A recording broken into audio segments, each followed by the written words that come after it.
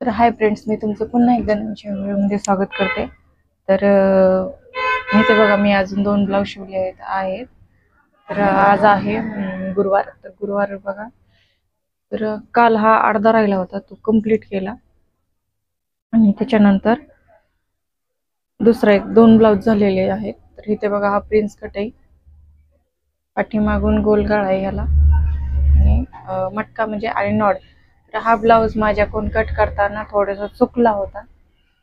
तर खूप मोठा प्रॉब्लेम आलता. तर असं वेळेस घाबरून जायचं काहीच कारण नाही. एक फॉल्ट माझ्याकडून झालता, तोच फॉल्ट मी तुमच्यावर शेअर करणार आहे. तर इथे बघा, इथे नाही, इथे हे साईडला इकडे कट झालं, कारण गळ्याचा आकारच्या वेळेस आपण कट करतो ना, त्यावेळेस हे इथपर्यंत आलतं. मग इथं याची शोल्डर कमी व्हायला लागली, शोल्डर पट्टी कमी साईज बसायला लागली. आणि इथे पण हा कपडा पुरत नव्हता. अस्तरचा कपडा एक्स्ट्रा होत होता आणि हा कपडा पुरत नव्हता. आणि आपली कटिंगच अस्तरच्या कपड्यावर असते, त्याच्यामुळे परफेक्ट माप हे आपण अस्तरच्या कपड्यावरच पडतो. मग हे जो एक्स्ट्रा भाग असतो आपण तो कट करतो. तर त्यासाठी बघा, मी इथं आहे ना, याला जॉईंट दिला, ह्याला पण जॉईंट दिला, आणि ह्याला पण जॉईंट दिला. बघा, सेम असं जॉईंट दिलेला आहे. दिसतोय का तुम्हाला? पहा बरं, अजिबात दिसत. फिनिशिंग मध्ये जॉईंट दिलेला आहे. आणि जो हा जॉईंट आहे तो फिटिंग मध्ये गेलेला आहे बघा, आतमध्ये असा फिटिंग मध्ये गेला, त्याच्यामुळे त्याचा काही प्रॉब्लेम नाही आला.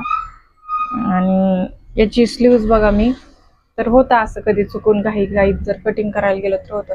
याची स्लीव्ज बघा, पप स्लीव्ज शिवलेली आहे. हे बघा, अशी ही पप स्लीव्ह शिवलेली आहे. त्याचा फुगा बघा तुम्ही, किती छान आलेला आहे. ही स्लीव्ज आहे, दोन्ही साईडने पप स्लीव्ह शिवलेले आहेत. आणि ह्याला नॉड पण आपण ह्याच कपड्याची बनवलेली आहे, कारण कपडाच ह्याचा असा जिमीचू साडीमध्ये आलेला आहे, कारण आता सध्या ट्रेंडमध्ये तेच चालू आहे.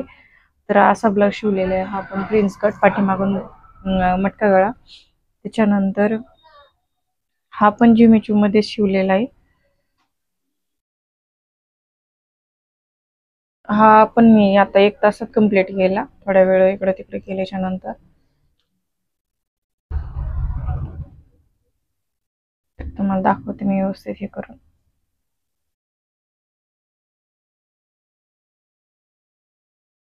तर इथे बघा, पाठीमागे बघा मटका गळा केलेला आहे, आणि अशी नॉड केलेली आहे.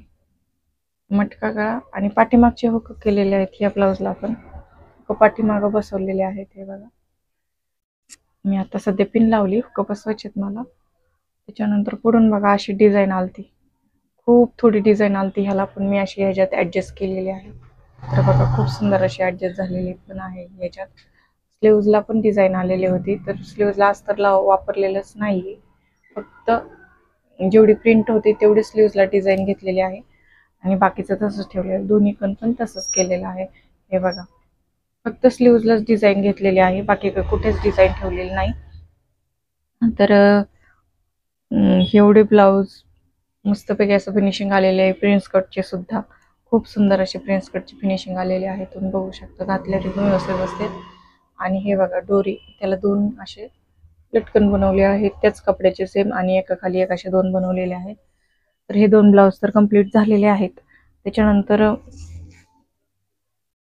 तो ब्लाऊज आणि त्या साडीवर, ही साडी त्या ब्लाऊजवरची, तर ह्या साडीवर तो ब्लाऊज आलेला आहे पीस. हे बघा, तर कसं वाटतं हा ब्लाऊज? ह्याच्यावर छान वाटेल का हे पण मला कमेंट करून सांगा शिवलेला. त्याच्यानंतर ही एक साडी माझ्याकडे आलेली आहे, याचं पण ब्लाऊज आपल्याला शिवायचं आहे.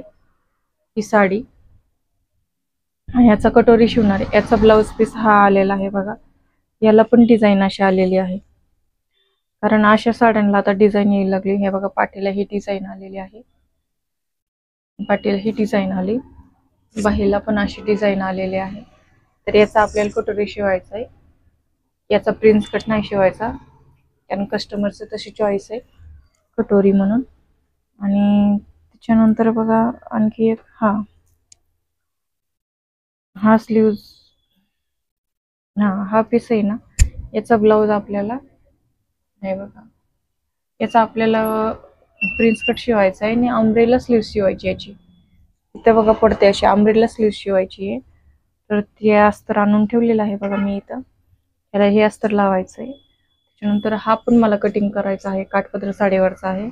हा पण मला उद्या द्यायचा आहे, कारण हा लग्नासाठी जाणार आहे, नगरला ब्लाऊज जाणार आहे हा. कारण